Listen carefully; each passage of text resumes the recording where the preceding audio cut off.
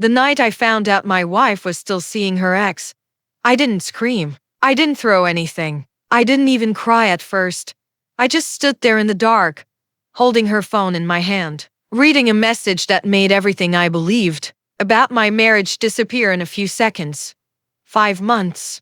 That's how long we had been married. 5 months after, promising me that I was the person she wanted to spend the rest of her life with. She was secretly meeting the man she had supposedly left behind, and the worst part wasn't even what I found. It was realizing how many times she had looked directly into my eyes and lied to me. Stay with me until the end. Because what happened after I confronted her changed the way I look at love, trust, and even myself.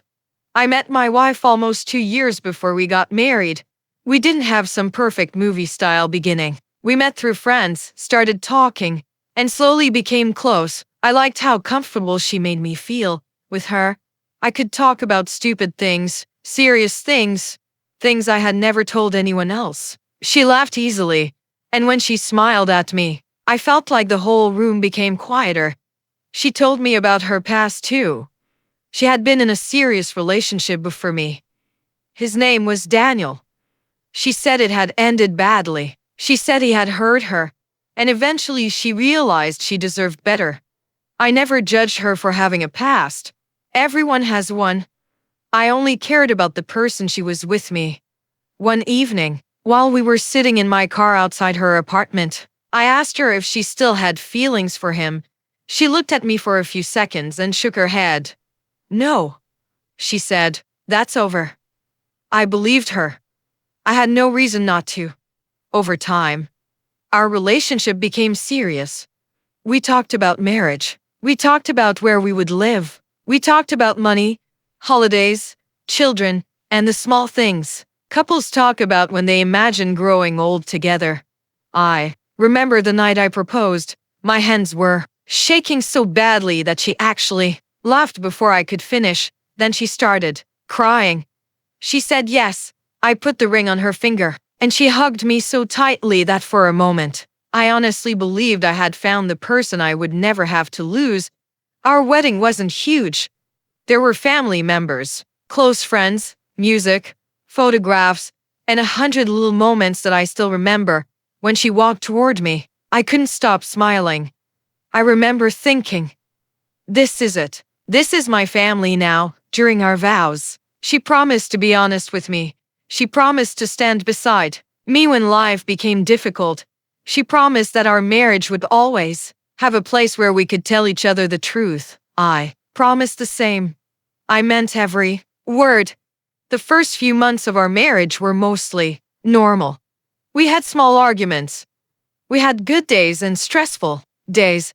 Sometimes we cooked together. Sometimes we ordered food because neither of us wanted to cook. We watched movies late at night and fell asleep on the couch. I started noticing small changes around the 3rd month. Her phone was always with her. Before, she would leave it on the table while she showered or cooked. Now she carried it everywhere. If a message came in, she would turn the screen away from me. Sometimes she would leave the room to answer a call. When I asked who it was, she would say, nobody important. I didn't want to become the kind of husband who checked every notification. So I ignored it. I told myself I was imagining things. Maybe she was stressed. Maybe I was being insecure. Then she started coming home later. One night I asked her where she had been. She said she was with a friend. I asked which friend. She paused just for a second. Then she gave me a name. I didn't think much of it at the time, but that little pause stayed in my mind. A few days later, she told me she needed some space. I remember sitting across from her at the kitchen table, completely confused. Space from what? I asked. She said she was overwhelmed. She said marriage was different from what she expected. I asked if she was unhappy with me. She said no. She told me she loved me. That should have made me feel better. Instead, I felt something I couldn't explain. A quiet fear. Still, I tried harder. I planned a dinner for us. I bought her favorite food. I even took a day off work so we could spend some time together. She smiled that evening. She thanked me. And I thought maybe everything was going back to normal. I had no idea that while I was trying to save our marriage, she was already living another part of her life behind my back. The night everything came apart started like any other night. She told me she was going to bed early. I stayed in the living room for a while. Then I noticed her phone charging on the kitchen counter. Normally, I wouldn't touch it. I wasn't looking for anything, but the screen lit up. One message appeared. I saw the name. Daniel. My stomach dropped. I stood completely still.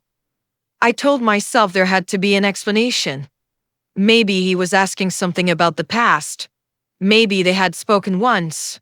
Maybe it meant nothing. Then another message appeared. I wish I could forget what I read. It wasn't a casual message. It wasn't innocent. It was intimate. There were messages about meeting, messages about missing each other, messages that made it clear this wasn't the first time. My hands started shaking. I kept scrolling. I found conversations from weeks earlier. Then older ones, they had been meeting behind my back. Not once. Not twice. For months, while I was sitting beside her watching television, she had been messaging him. While I was planning our future, she had been meeting him. While she was telling me she loved me, she was telling him things she should never have been telling another man. I sat down on the kitchen floor. I couldn't feel my legs properly. I didn't cry. I couldn't. My mind was moving too fast.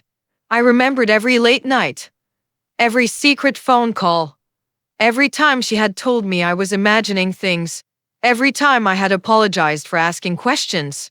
Suddenly, all those moments looked different. I felt stupid, not because I loved her, because I had trusted her, and somehow, that trust now felt embarrassing. I waited until morning. I didn't want to confront her while I was shaking with anger. I needed to hear her say it. When she came into the kitchen, she looked at me and smiled. Good morning. I looked at her. For the first time since we met, I couldn't recognize the person standing in front of me. I asked her one question. Are you still seeing Daniel? Her face changed immediately. The smile disappeared.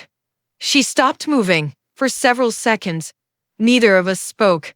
Then she said, "What?" I told her I had seen the messages. She started crying. She said it wasn't what I thought. I asked her to explain it. She couldn't.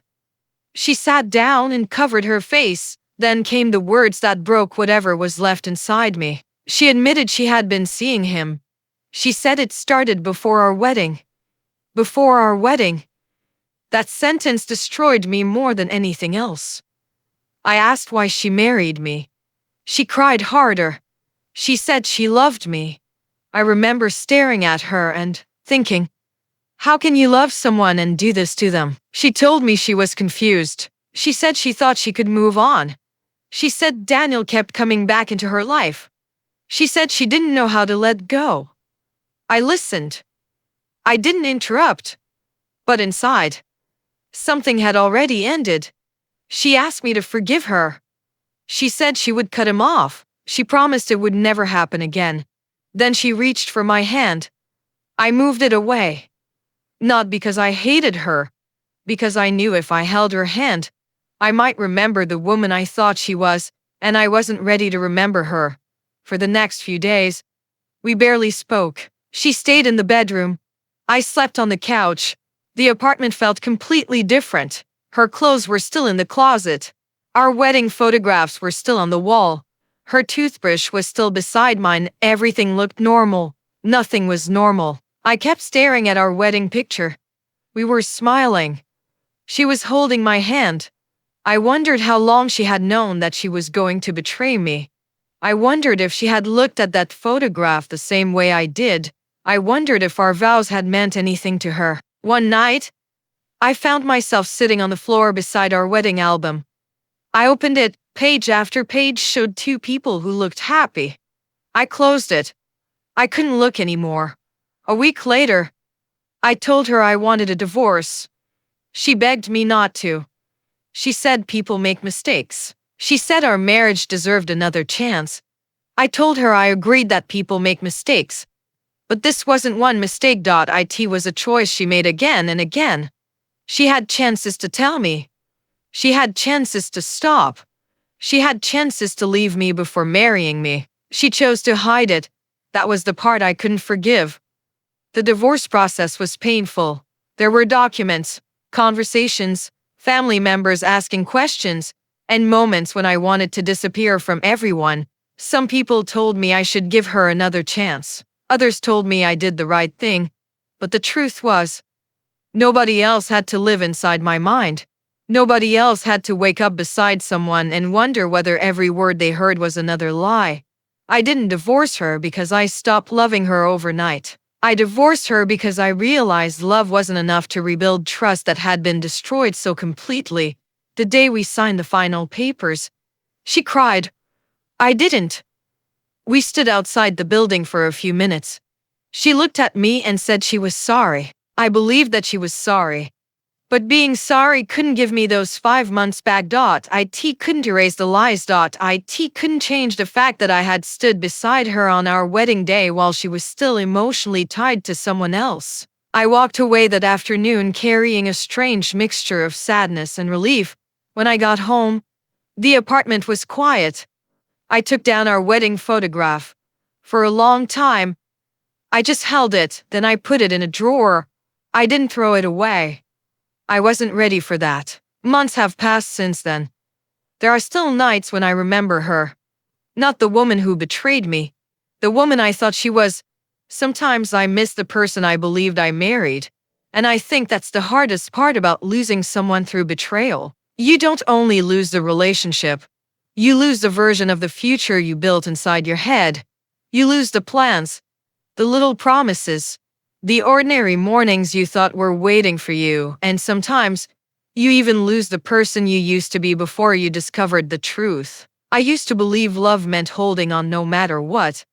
Now I understand that sometimes loving yourself means letting go. I don't know what happened between her and Daniel after the divorce. I stopped looking. I stopped checking. I stopped asking people about her because I finally understood something. Her choices were no longer my responsibility. My life was. I still believe in love. I still believe two people can be honest with each other and build something that lasts. But I also know now that trust isn't something you demand from someone. It's something they protect. And once someone repeatedly chooses to break it, you can't repair it alone. 5 months after our wedding, I discovered that my marriage had been built on a truth I didn't know.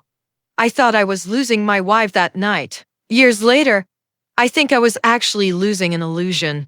And as painful as that was, I would rather live with the truth that broke my heart than spend the rest of my life peacefully believing a lie. If this story touched you, please like the video, share your thoughts in the comments, and subscribe for more real emotional stories.